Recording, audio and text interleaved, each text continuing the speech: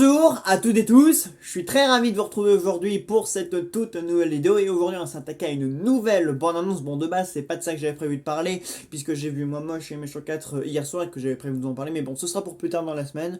Le film est pas mal, voilà, je vous rassure, je vous dis un peu, le film est pas mal, c'est de l'animation, bon c'est pas le meilleur des trois, mais franchement c'est plutôt... Non, c'est Momoche et Méchant 4, qu'est-ce que je raconte, excusez-moi, je commence très mal cette vidéo. C'est Momoche et Méchant 4 et c'est pas le meilleur de la saga. Mais bref, on en reparlera un autre jour. Gladiator 2, donc, le nouveau film de Ridley Scott, qui sort déjà un nouveau film, Ridley Scott qui est aussi productif que Quentin Dupieux. Bon, avec des cinémas totalement différents, avec des budgets totalement différents aussi. Mais j'espère pour une fois que Ridley Scott va conquérir son public, comme Russell Crowe conquérissait le public en 99, la date où le premier film est sorti, parce que c'est vrai que de tous les films dont j'ai parlé sur la chaîne, parce qu'on a déjà quand même pas mal évoqué Ridley Scott sur la chaîne, que ce soit avec The Last Duel, que moi j'avais adoré, House of Gucci, bon, beaucoup moins, Napoléon, on a quand même beaucoup évoqué Ridley Scott, mais c'est vrai que de tous les films qu'il a fait dernièrement, il n'y en a pas un seul qui a vraiment retenu l'attention du public, ça a vraiment été des échecs critiques et commerciaux. Enfin, certains critiques, certains plus commerciaux, certains les deux. Bon, en même temps, on peut pas dire que House of Gucci c'était très très bien. Napoléon, c'était un biopic copié sur une page Wikipédia, donc bon, on peut pas vraiment saluer ou adouber des films comme ça. Donc j'espère qu'avec Gladiator 2, on aura vraiment un truc. Surtout que, voilà quoi, c'est du peplum en 2004 et quand même, je suis curieux de voir comment il est revenu à ça. Voilà, parce que, encore une fois, il y a quand même plus de 20 ans depuis le premier film. Donc forcément, la technologie a échangé. Il y a de nouveaux personnages. J'en suis ici. Donc il y a Paul Mescal, il y a la dernière coqueluche en date, il y a Denzel Washington, il y a Joseph Quinn, il y a Pedro Pascal aussi. Il y a aussi Connie Nielsen. Donc c'est la seule une des seules protagonistes du premier film qui revient ici. Donc on verra, que je suis quand même assez curieux de voir ce que Ridley Scott, qui bosse sur Gladiator 2 depuis un bon moment, ce qu'il va faire avec cette suite. Donc ça me fait quand même plaisir de vous parler de Gladiator, de vous parler de gros projets hollywoodiens comme ça, parce que moi j'aime quand même assez bien, voire même beaucoup, le premier Gladiator, et j'aime beaucoup quand même Ridley Scott dans l'ensemble. Bon, c'est vrai que il y en a, j'ai aimé deux sur les quatre films qu'il a fait dernièrement, quoi. Donc, à savoir The Last Duel et. Ah non, un sur les quatre, je dis n'importe quoi. Enfin bref. Donc Gladiator 2, je suis quand même assez curieux. De base, je tiens à rappeler que cette suite devait mettre en scène le retour de Maximus Decimus Meridius, donc Russell Crowe. Voilà, normalement, Ridley Scott avait créé un truc avait créé un scénario religieux, et dans ce scénario-là, en fait, il y avait un truc qui provoquait la résurrection du coup de Maximus, décédé, on le rappelle, à la fin du premier film, suite à son duel final contre Commode, Joaquin Phoenix. Et donc, du coup, cette suite suivra Lucius, le neveu de Commode, qui suivra les traces de Maximus. Voilà, dans un nouveau combat, avec de nouveaux principes, pour de nouvelles motivations, etc., etc. Donc, je suis curieux de voir cette nouvelle histoire. Voilà, il y a quelques images déjà qui ont été dévoilées qui promettent un truc assez lourd. On voit la bande-annonce, ça dure 3 minutes 16, enfin 3 minutes et quelques. C'est parti. Je me souviens de ce jour. Je ne l'ai jamais oublié. Ah d'accord, Le ok. jour où un esclave a pu se venger d'un empereur. Où es-tu né? Je ne sais pas. Je n'ai connu ni père ni mère. Ah mais j'avais oublié que Lucius on le voyait déjà dans le premier film en fait. Qui es-tu? Ça fait longtemps que je peux vu le premier film. Très bien. Au moins il est remis dans le contexte. Foule. C'est le plus grand temple que Rome ait jamais bâti. Le Colisée. Oh. Parce qu'ils ne croient tous qu'en une chose. Le pouvoir.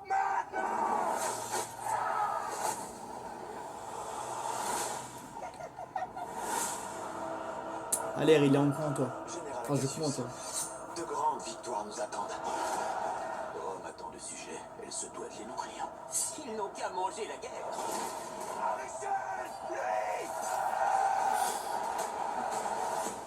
Ah, il est doué pour filmer des grandes scènes de la comme ça, il laisse Scott et on peut pas lui enlever. Homme libre. Tu as quelque chose en toi. Je l'ai su dès le début. C'est vrai ça. Une rage. Cette rage est un cadeau.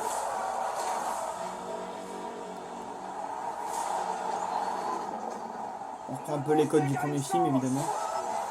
Survivre. Tous ensemble, quand ils chassent, courez vers le mur.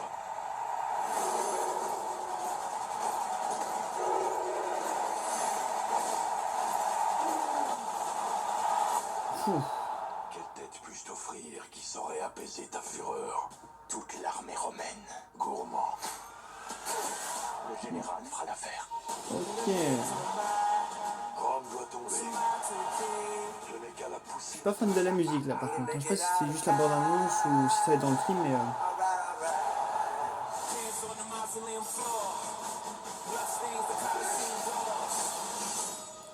c'est prometteur. Cette bague appartenait à Maximus. Je te la donne. Donc c'est vraiment une suite directe du premier film en fait. De Hein. Rome. Si notre peuple n'est pas libre, Ok, waouh, ça envoie du lourd quand même. Hein. Les décors, c'est grand, c'est vaste. Juste qu'une autre génération de jeunes hommes soit sacrifiée par vanité. Force et honneur. Je me sens de ça. C'est ainsi comment on traite les héros.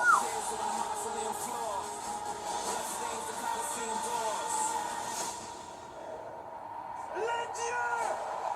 Ça en dévoile quand même pas mal. Hein.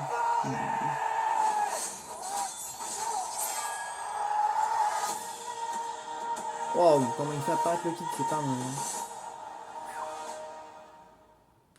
J'avais oublié qu'on avait le scénariste, un des scénaristes de Napoléon, David Scafran.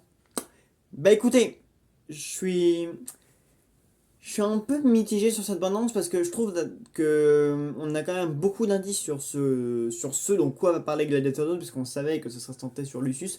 Mais j'ai oublié qu'en fait Lucius était déjà un personnage omniprésent dans une partie de Gladiator et qu'on le voyait déjà enfant, peut-être parce que j'ai pas revu le film depuis longtemps, mais j'avais oublié du coup en fait que du coup c'est lui vraiment qui allait faire un lien entre la légende Maximus et sa propre histoire à lui et cette histoire là en fait. Donc ouais, donc déjà au moins on a une remise en contexte dans sa bande-annonce, donc pour celles et ceux comme moi qui n'ont pas forcément vu le film, au moins ils savent d'où le personnage vient et pourquoi il en est arrivé là et ce qu'il veut faire. Donc on a au moins déjà un indice sur ses motivations, enfin sur le pourquoi du comment. Et ouais, donc déjà ça c'est une bonne chose. Après concernant tout ce qui est les décors, la production design, les grosses scènes d'action, ça vraiment on peut pas l'enlever à Ridley Scott. Lui quand il filme des peplums ou des trucs vraiment historiques, genre quand il nous fait Exodus, quand il nous fait Gladiator, quand il nous fait vraiment des trucs comme ça, vraiment s'il y a des plans, il y a des décors immenses, vastes, etc.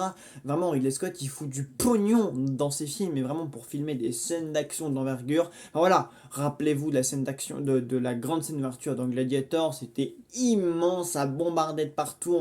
Il y a eu le moindre pixel de ces plans, dans le cas où il filme des grandes scènes d'action, tout est rempli, vraiment le plan, tout est resserré, c'est vaste, c'est quand même assez grandiose quoi. Vraiment, ils nous ont foutu plein la gueule à chaque fois quoi. Il fait pas semblant quoi. Voilà, Ridley Scott, quand il filme des choses historiques ou de l'action, il fait vraiment pas semblant quoi. C'est pas de la petite action quoi, c'est du grand cinéma d'action quoi. Même dans Napoléon, que j'ai certainement beaucoup apprécié, mais il y avait pareil des grands plans, des étendues immenses. Enfin, voilà, Ridley Scott, quand il filme, on sent comme le projet, on sent l'ambition derrière et ce qu'il veut représenter et à quel point il veut que ça rende fort et grand, quoi. Donc ça, c'est plutôt bien, quoi. Et même les décors, on voit le Colisée, on voit Rome, c'est rempli.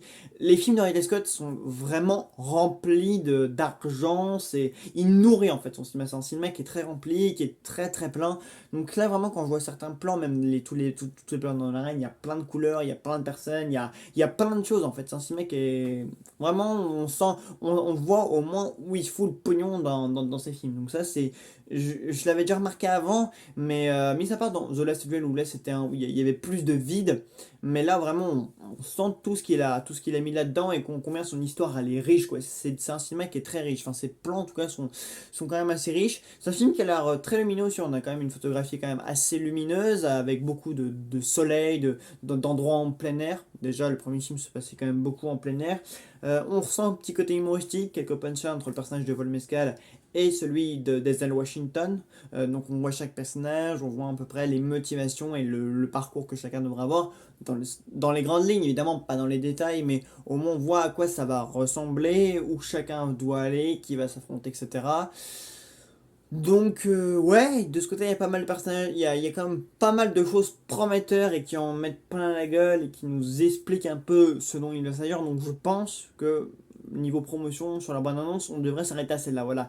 S'il y en a une deuxième, je pense, je la regarderai parce que vraiment, ces bandes-annonces se suffisent elles-mêmes pour nous montrer vraiment globalement à quoi le film va ressembler, ce qui va être, à qui sera impliqué, à quelle hauteur, à quel niveau, à quelle échelle.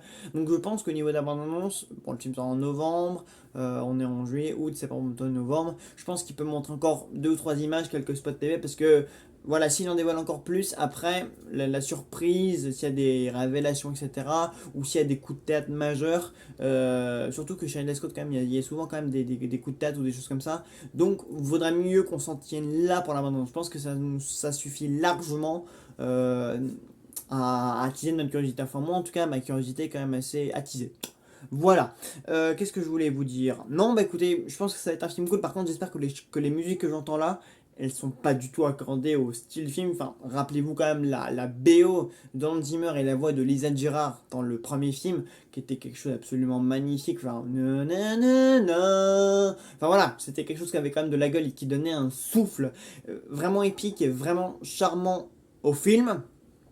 Donc j'espère que le deuxième sera avoir ce même souffle musical, cette même BO envoûtante qu'avait le premier film, parce que là, ces choix musicaux là, j'espère que c'était que pour la bande-annonce et que vraiment dans le film ils vont nous mettre autre chose. Là, je veux une BO aussi classieuse, brillante et époustouflante, aussi envoûtante, parce que vraiment la voix de Lisa Gerrard dans le premier film, ou même la BO en général, avait vraiment quelque chose c'était beau, quoi. Voilà, on sentait vraiment le film depuis. Enfin, Gladiator, c'est quand même une référence dans le genre du film de Peplum.